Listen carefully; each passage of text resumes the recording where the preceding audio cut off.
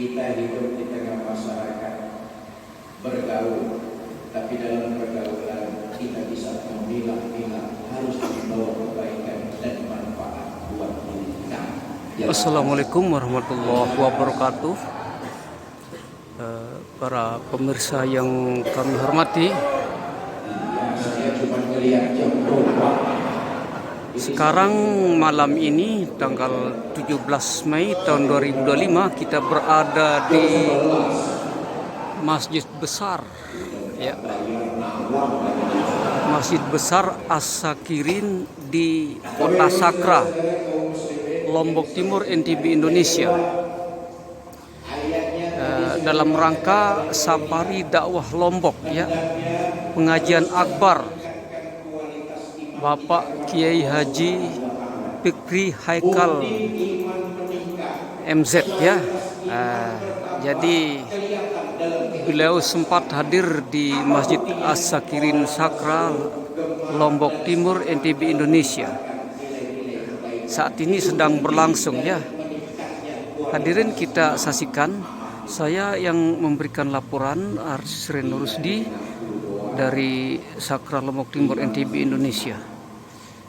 Tapi belum kita tunjukkan dalam perilaku kehidupan kita sehari-hari.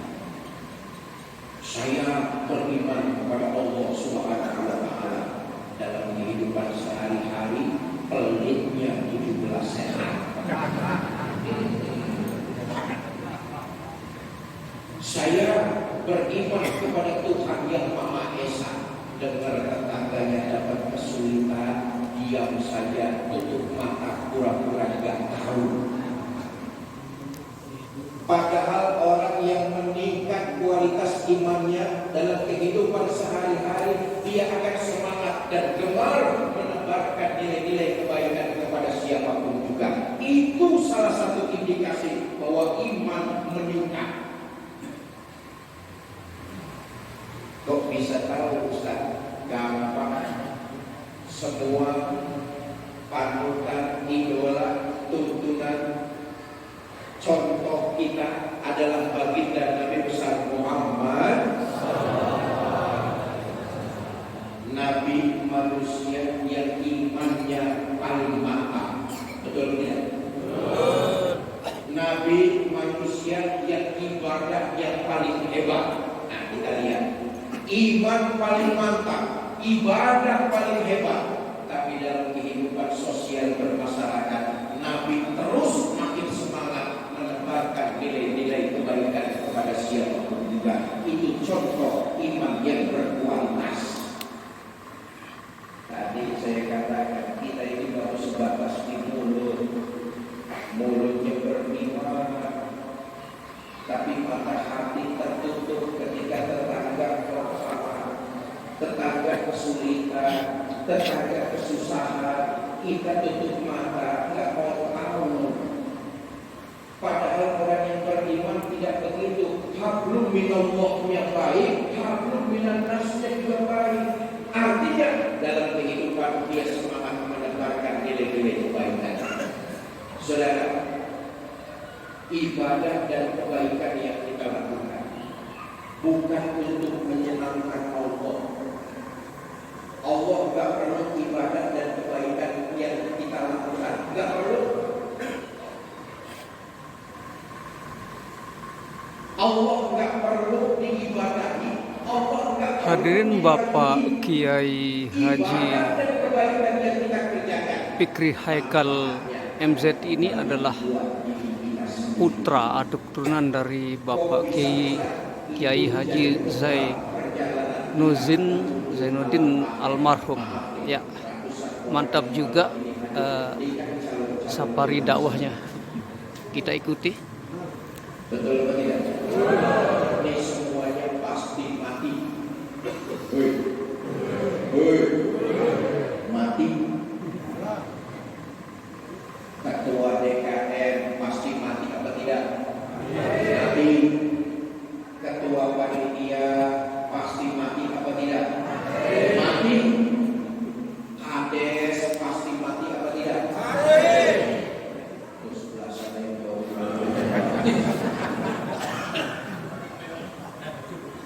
saya yang dan laporan di sini pasti bakal mati apa tidak? Lombok Timur, Saya Sakra Indonesia. Saudara, bakal kita masuk ke alam kubur, dibangkitkan di alam masa, perjalanan yang begitu panjang, kehidupan yang abadi, bekalnya tidak lain dan tidak bukan adalah perbuatan kita. Kalau perbuatan baik yang kita lakukan, insya Allah begitu masuk ke dalam kubur, kita sudah mendapatkan nikmat kubur. Alhamdulillah. Tapi kalau perbuatan jahat yang kita kerjakan sudah dipastikan. Hadirin yang kami muliakan, Masjid Besar As-Sakirin di Kota Sakra, Lombok Timur, NTB, Indonesia adalah masjid tertua, salah satu masjid tertua di Lombok ya. Sejak zaman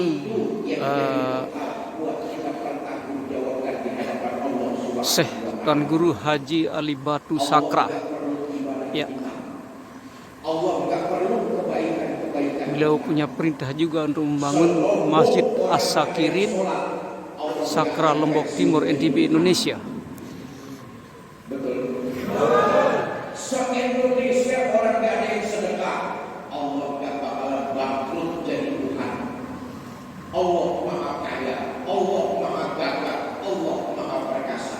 Yang butuh ibadah, yang butuh kebaikan adalah diri kita.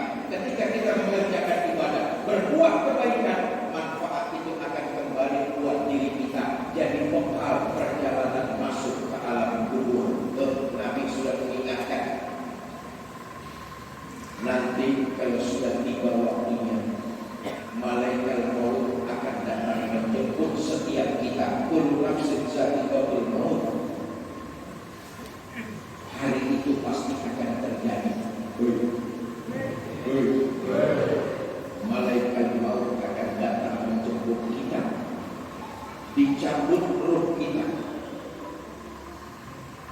terpisah jasad dengan ruh, terbujur kaku badan kita. Saat itulah bangkai. Saya tanya, bangkai itu berharga apa tidak? Tidak berharga. Paham sudah kita. Kita dihargai, kita dihormati, kita mau ditemenin karena kita di dalam badan ini masih ada ruhnya. Itu yang membuat kita berharga. Betul tidak? Contoh gampang, malam ini yang duduk di samping saudara, itu saudara mau duduk sebelahan sama dia karena jasadnya masih ada ruhnya. Coba bayangkan yang duduk di sebelah saudara itu sudah tidak ada ruhnya. Saudara masih mau duduk sebelahan sama dia? Bangkai. Dicabut ruh, terbujur kaku jasad kita. Datang tetangga, datang keluarga besar, datang amil. Apa di sini yang ngurusin jenazah? Yang ngurusin jenazah, yang mandiin jenazah apa di sini? Kiai. Ya. Datang tetangga, datang keluarga, datang kiai. Jasad kita diurusin. Betul atau tidak? Dimandikan, dikafani, disolatkan. Hadirin yang kami muliakan, yang menjadi Bapak Bupati Lombok Timur sekarang adalah Bapak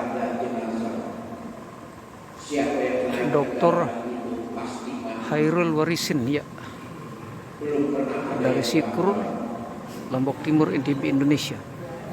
Selesai disolatkan di masjid, diangkat keranda jenazah kita, digotong. Bismillah wa ala millati Rasulillah wa hidu la ilaha illallah. Dibawa keluar keranda jasad kita. Hari itu pasti terjadi kullu nafsin za'iqatul maut. Israil akan datang mencabut nyawa kita. Setiap kita akan menanggung. Nabi ingat itu.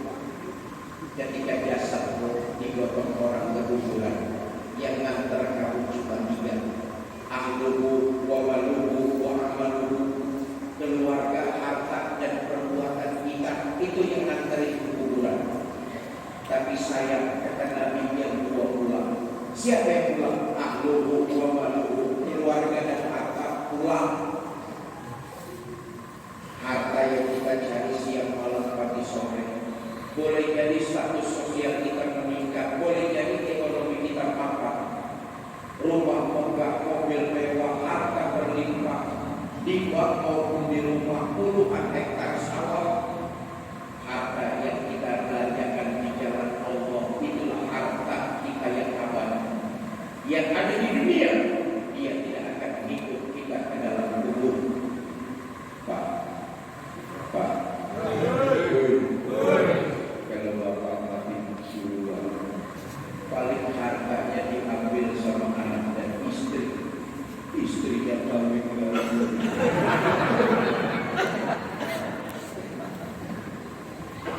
Yang kita sedekahkan di jalan Allah, bangun masjid, bantu pondok pesantren, membantu majelis taklim, menyanggupi fakir miskin, yatim piatu, duafa, itulah harta kita yang abadi.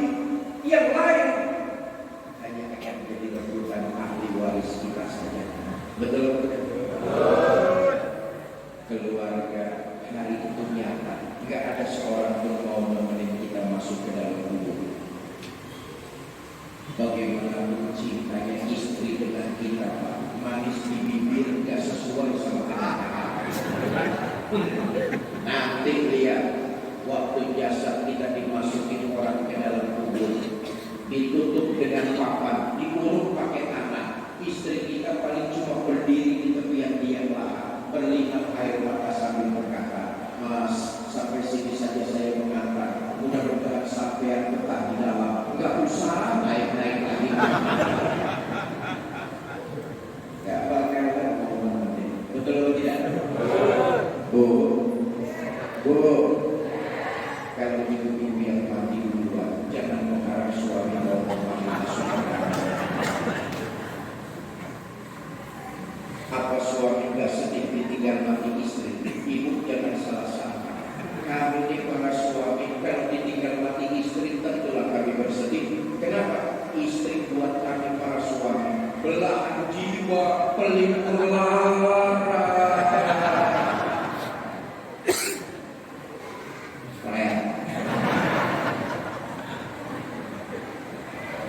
Apa suami gak nangis kalau ditinggal mati istri? Ibu jangan salah sangka.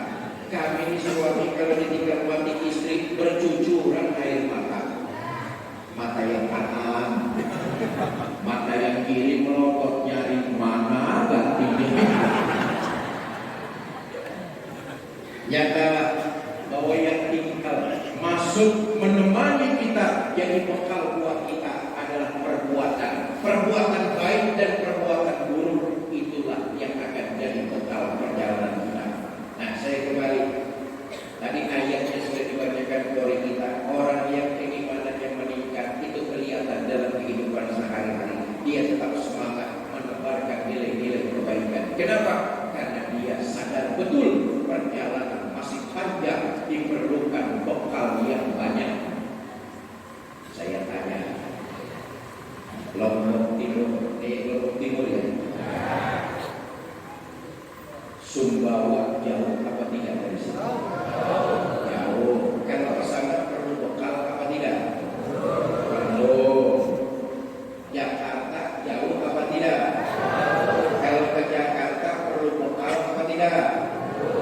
Saya tanya lagi, jauhan mana Sumbawa dengan Jakarta? Jauhan Jakarta. Makin jauh perjalanan kita, makin banyak bekal yang harus kita bawa. Perjalanan kita masih jauh, ya Allah. Alam ruh pertama, alam yang pernah kita tempati. Pertama alam ruh, yang kedua alam rahim, yang ketiga alam dunia, yang keempat alam barzakh, alam kubur, yang kelima alam mahsyar. 2 alam sudah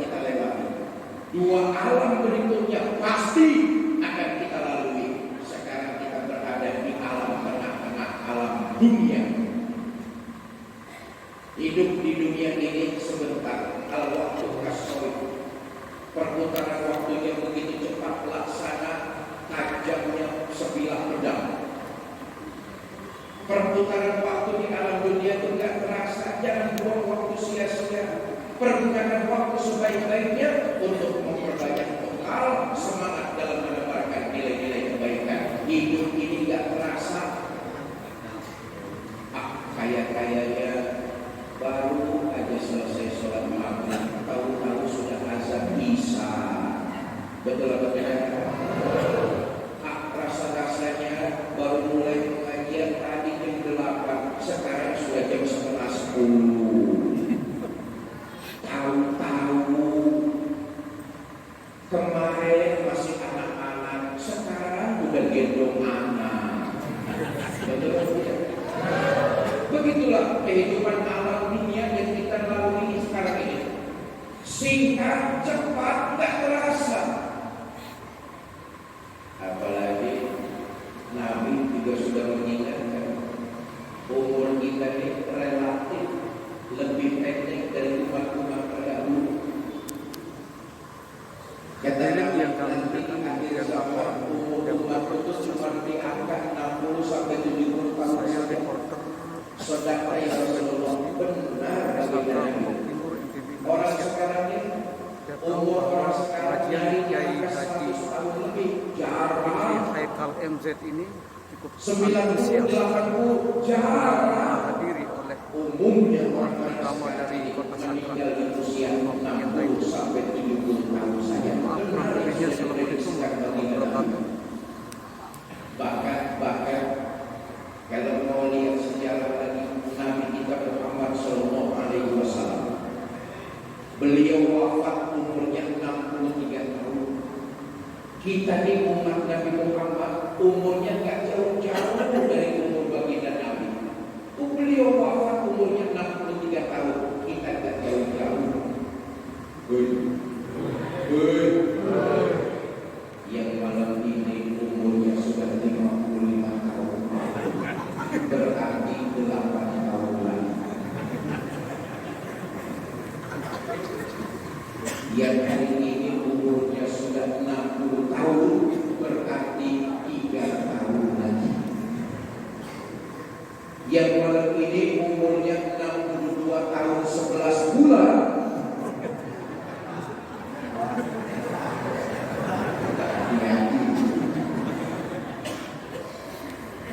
Hidup ini singkat, hidup ini tak terasa, hidup ini tahu-tahu, hidup yang singkat kita pergunakan untuk hal-hal yang bermanfaat. Hidup cuma satu kali, hidup yang singkat harus kita gunakan dengan cara-cara yang bermanfaat. Apa di antaranya? Memperbanyak bekal dengan semangat menebarkan nilai-nilai kebaikan. Bapak Ibu saudara-saudara,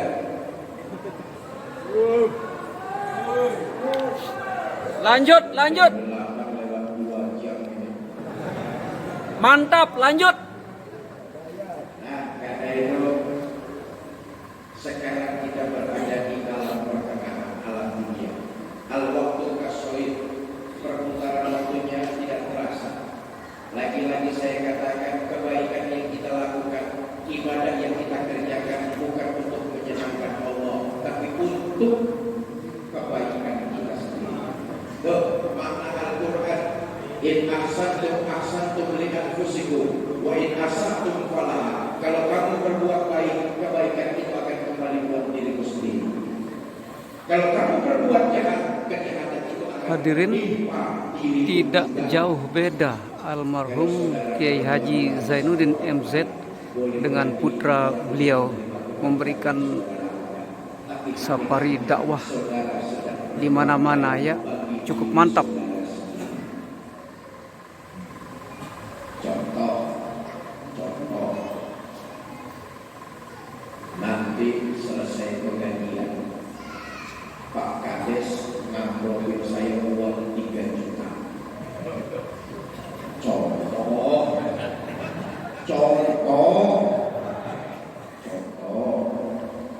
Kelihatannya Pak Kades berbuat baik sama saya. Betul atau tidak?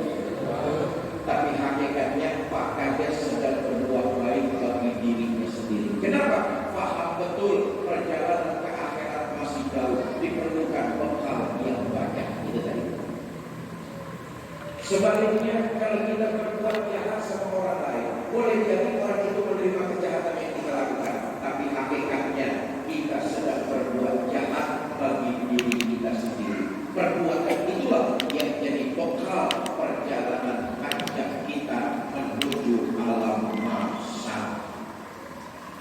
Karena itu, ayo kualitas iman kita tingkatkan. Praktekkan indikasinya, tunjukkan dalam kehidupan sehari-hari, semua dalam menebarkan nilai-nilai kebaikan. Hadirin yang kami muliakan, pengajian ini mengupas tentang kehidupan kita di dunia sampai akhirat. Ya, mantap. Mudah-mudahan kita dapat mengambil hikmahnya sebaik-baiknya untuk bisa kita amalkan. Amin. Ibu bapak saudara-saudara mau ikut bersedekah?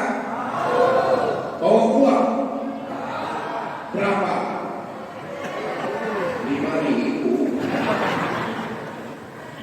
Masuk kebun binatang saja tiketnya sudah 50.000. Itu pun lihat monyet.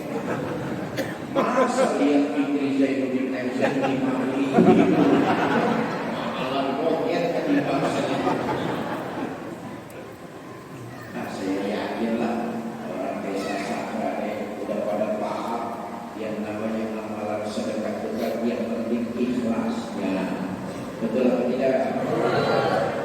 Buat apa sedekah kecil kalau gak ikhlas? Mendingan sedekah besar tapi ikhlas. Ada ibu-ibu di belakang, Ustaz saya mau ikut sedekah tapi kelupaan gak bawa duit. Nah, ini penyakit nih. Bu, jangan dibiasakan ke masjid, ke majelis taklim, ke pengajian gak bawa duit. Hari itu saya katakan kita mau liburan ke Sumbawa, mau rekreasi, bawa uang 3 juta, masih khawatir takut kurang. Betul atau tidak? Ini perjalanannya mau jauh ke akhirat, nggak bawa uang, nekat.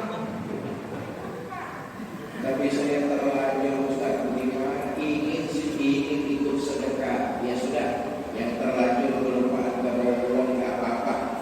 Nanti petugas kotak amal sampai depan ibu pinjam saja dulu sama tetangga sebelahnya. Kalau tetangga sama-sama nggak bawa uang, ya sudah nggak apa-apa. Ibu pura-pura saja masukin tangan ibu ke dalam kotak amal. Tapi jangan ngambil yang di dalam. Ya, ayo kita tunjukkan saudara-saudara. Sekali lagi saya katakan amal kita, ibadah kita, kebaikan kita seluruhnya manfaat buat diri